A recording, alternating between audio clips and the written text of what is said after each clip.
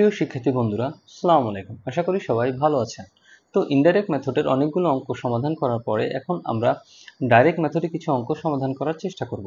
তো indirect method আর direct মেথডে সমাধান করার আগে আমাদের ইনডাইরেক্ট মেথড এবং ডাইরেক্ট মেথডের পার্থক্য বুঝতে হবে। তো ডাইরেক্ট মেথড এবং ইনডাইরেক্ট মেথডের পার্থক্যটা হচ্ছে আমরা যে প্রতিটা অঙ্কে তিনটা পার্টে বিভক্ত করে করতাম, অপারেটিং অ্যাক্টিভিটিস, ইনভেস্টিং অ্যাক্টিভিটিস এবং ফাইন্যান্সিং অ্যাক্টিভিটিস। তো আমাদের অপারেটিং অ্যাক্টিভিটিসে যে সমাধানটা আমরা করতাম শুধুমাত্র ডাইরেক্ট মেথডে অপারেটিং অ্যাক্টিভিটিসেই চেঞ্জগুলো হবে।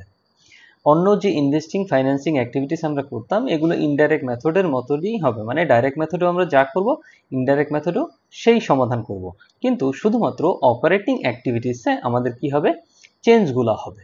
তো আমাদের ডাইরেক্ট মেথডে মূলত 5টা ওয়ার্কিং করতে হয়। অনেক সময় অঙ্কের তথ্যের ভিত্তিতে ওয়ার্কিং কমতে পারে, বাট সর্বোচ্চ 5টা ওয়ার্কিং করতে হয়। তো আমরা প্রথম আজকে দেখব যে আসলে কি ধরনের ওয়ার্কিংগুলো আমাদের করতে হয় সেগুলো। তো 5টা ওয়ার্কিংয়ের প্রথমেই আমাদের করতে হয় যে ক্যাশ রিসিট ফ্রম কাস্টমার।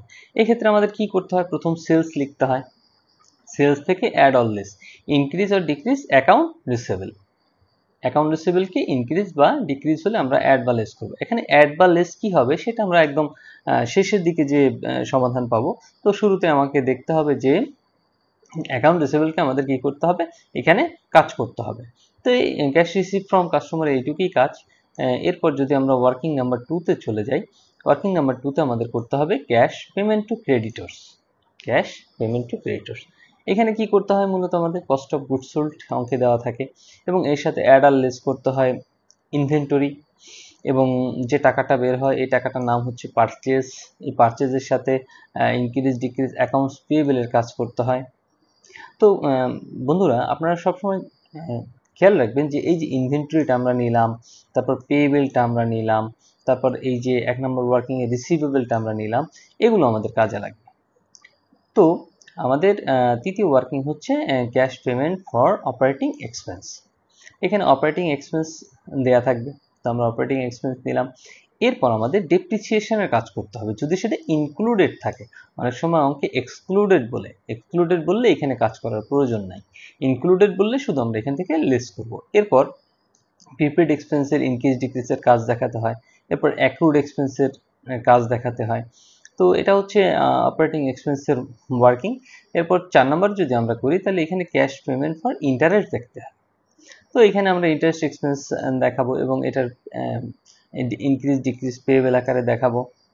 এবার 5 নম্বরে যদি আমরা ওয়ার্কিং করি তাহলে cash payment for income tax দেখাতে হয়। তো ইনকাম ট্যাক্স এক্সপেন্স আমরা লিখবো, এরপর অ্যাডলেস ইনকাম ট্যাক্স পেয়েবল এখান থেকে দেখাতে হয়। এখন আমরা যে এই যে পেয়েবল, তারপরে এই যে পেয়েবল লিখেছি, তারপর অ্যাক্রুড এক্সপেন্স লিখেছি, প্রিপেড লিখেছি, তারপরে অ্যাকাউন্টস পেয়েবল লিখেছি, ইনভেন্টরি লিখেছি, তারপর অ্যাকাউন্ট রিসিভেবল লিখেছি, এগুলো আসলে কিসের ভিত্তিতে কাজ করতে হবে আমরা একদম নিচে গেলেই বুঝতে পারবো। এইখানে যদি অঙ্কে রিসিভেবল এবং পেয়েবল থাকে, অঙ্কে যদি রিসিভেবল এবং পেয়েবল থাকে তাহলে ইনক্রিজ হলে আমরা কি করব, বিয়োগ করব, এবং ডিক্রিজ হলে আমরা কি করব, যোগ করব।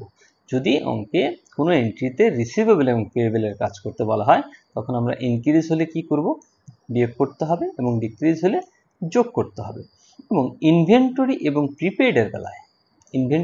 প্রিপেডের বেলায় যদি ইনক্রিজ হয় তাহলে যোগ করতে হবে এবং ডিক্রিজ হলে বিয়োগ করতে হবে।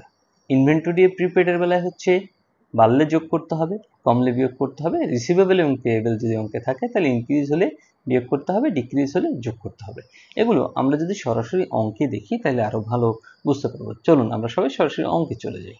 প্রিয় শিক্ষার্থী বন্ধুরা, ন্যাশনাল ইউনিভার্সিটির বিবিএ এমবিএ সকল সাবজেক্টের পরবর্তীতে আপডেট পেতে এই ভিডিওটিতে লাইক করুন, চ্যানেলটি সাবস্ক্রাইব করুন এবং বেল বাটনে ক্লিক করে রাখুন।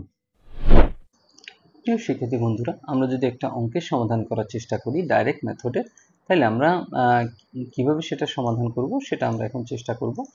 তো আমরা যদি অঙ্কটা পড়ি, এটা ন্যাশনাল ইউনিভার্সিটি বিবিএ 2011 সালে আসা একটা অঙ্ক। এখানে বলছে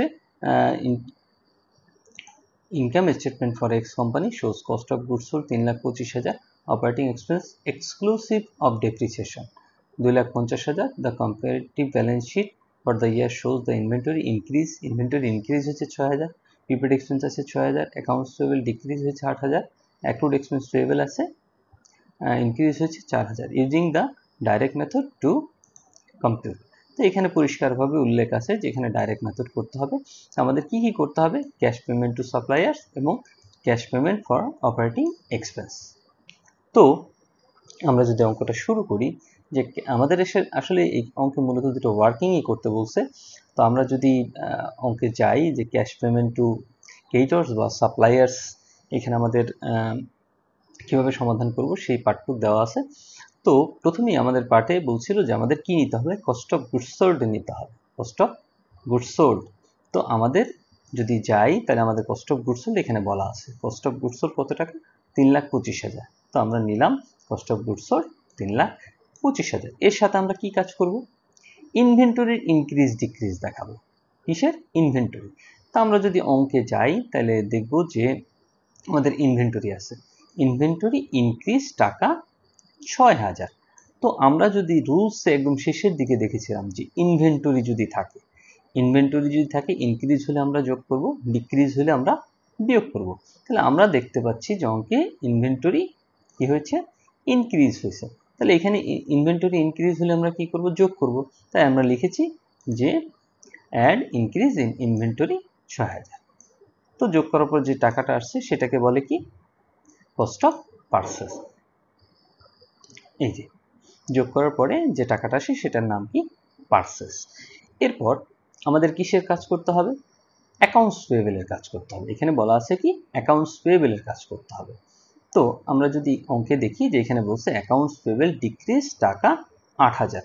তো আমাদের অ্যাকাউন্টস এখানে কি আছে? পেয়েবল আছে, পেয়েবল। তো আমরা অঙ্কের রুলসে শিখেছিলাম যদি কোনো পেয়েবল রিসিভেবল থাকে তাহলে ইনক্রিজ হলে কি করতে হবে? বিয়োগ করতে হবে। ডিক্রিজ হলে কি করতে হবে? যোগ করতে হবে। তাহলে এখানে কি হয়েছে? এখানে আমরা দেখতে পাচ্ছি যে এখানে ডিক্রিজ হয়েছে। তাহলে ডিক্রিজ হলে আমরা কি করব? যোগ করব। এখানে পরিষ্কারভাবে রুলসে লেখা আছে ডিক্রিজ হলে কি করব? যোগ করব। তাইলে আমরা কি করছি? এখানে ডিক্রিজের কারণে যোগ করেছি। কত টাকা? 8,000 টাকা। তাহলে ক্যাশ পেমেন্ট টু সাপ্লায়ার্স কত আসলো? 3,39,000 টাকা। এরই মাধ্যমে আমাদের ওয়ার্কিং যে ওয়ানটা ছিল এটা শেষ হয়ে গেল। এরপর আমাদের রিকোয়ারমেন্ট 2 তে যদি আমরা যাই, এখানে বলেছিল cash payment for operating expense করতে। Cash payment for operating expense. তো আমরা যদি অপারেটিং এক্সপেন্সে যাই, এই যে অপারেটিং এক্সপেন্সের যে রুলসগুলো দেওয়া আছে সেই অনুযায়ী আমরা সমাধান করব। তো প্রথমে শুরুতে আমাদের নিতে হবে অপারেটিং এক্সপেন্স। তাহলে আমাদের অপারেটিং এক্সপেন্স আমরা খুঁজে বের করলাম যে operating expense exclusive of depreciation. তো এখানে বলছে ইফ ইনক্লুডেড, যদি ইনক্লুডেড থাকে তাহলে লেস করতে হবে, কিন্তু এখানে আমাদের অঙ্ক পরিষ্কার বলা আছে যেটা এক্সক্লুসিভ অফ ডেপ্রিসিয়েশন। তো এই জন্য আমাদের ডেপ্রিসিয়েশনটা নতুন করে বাদ দেওয়ার দরকার নেই। তাহলে আমরা লিখলাম অপারেটিং এক্সপেন্স এক্সক্লুডেড ডেপ্রিসিয়েশন 2,50,000 টাকা। এরপর আমাদের কিসের কাজ করতে হবে? প্রিপেড এক্সপেন্সের কাজ করতে হবে। Prepaid expense. তা আমরা যদি অঙ্কে যাই তাহলে পরিষ্কারভাবে বলা আছে প্রিপেড এক্সপেন্স টাকা 6,000। এবার যদি আমরা অঙ্কের রুলসে আবার চলে যাই, প্রিপেড থাকলে আমরা কি করব? প্রিপেড থাকলে ইনক্রিজ হলে যোগ করতে হবে, ডিক্রিজ হলে কি করতে হবে? বিয়োগ করতে হবে। তো এখানে হয়তো কোনো মিস্টেকের কারণে লেখা হয় নাই প্রিপেড এক্সপেন্স, এখানে আসলে ডিক্রিজ করা হয়েছে। প্রিপেড এক্সপেন্সটা কি করা হয়েছে? ডিক্রিজ করা হয়েছে। তাহলে প্রিপেড এক্সপেন্স যদি ডিক্রিজ করা হয় তাহলে আমাদের কি করতে হবে? মাইনাস করতে হবে। ডিক্রিজ থাকলে কি করতে হবে? মাইনাস। এই জন্য আমরা করলাম deduct decrease for prepaid expense. তাহলে আমরা এখান থেকে বাদ দিলাম। এরপর যদি আমরা আবার রুলসে চলে যাই যে অপারেটিং এক্সপেন্সে প্রিপেড এক্সপেন্সের পরে কি কাজ করতে হবে? অ্যাক্রুড এক্সপেন্সের কাজ করতে হবে। কিসে? Accrued expense. তাহলে আমরা অঙ্কে আসি, এই যে এখানে আছে অ্যাক্রুড এক্সপেন্স পেয়েবল টাকা ইনক্রিজ 4,000। তাহলে পেয়েবল আছে। তাহলে রুলসে আমরা কি শিখেছি? পেয়েবল থাকলে কি করতে হবে? পেয়েবল থাকলে ইনক্রিজ হলে বিয়োগ করতে হবে, ডিক্রিজ হলে যোগ করতে হবে। তাহলে আমাদের পরিষ্কারভাবে বলা আছে যে অ্যাক্রুড এক্সপেন্স ইনক্রিজ হয়েছে। তাহলে পেয়েবল থাকলে আমাদের কি করতে হবে? ইনক্রিজ থাকলে বিয়োগ করতে হবে।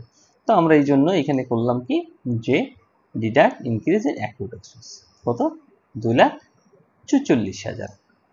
2,44,000 থেকে 4,000 টাকা কি করলাম? বিয়োগ দিলাম। তাহলে আসলো cash payment for operating expense 2,40,000। তো যদি এই রুলসগুলো আপনারা ফলো করেন তাহলে আসলে ডাইরেক্ট মেথড অনেক সহজ অঙ্ক। এরপর চলে যাই যদি আমরা পরবর্তী কোনো অঙ্কে।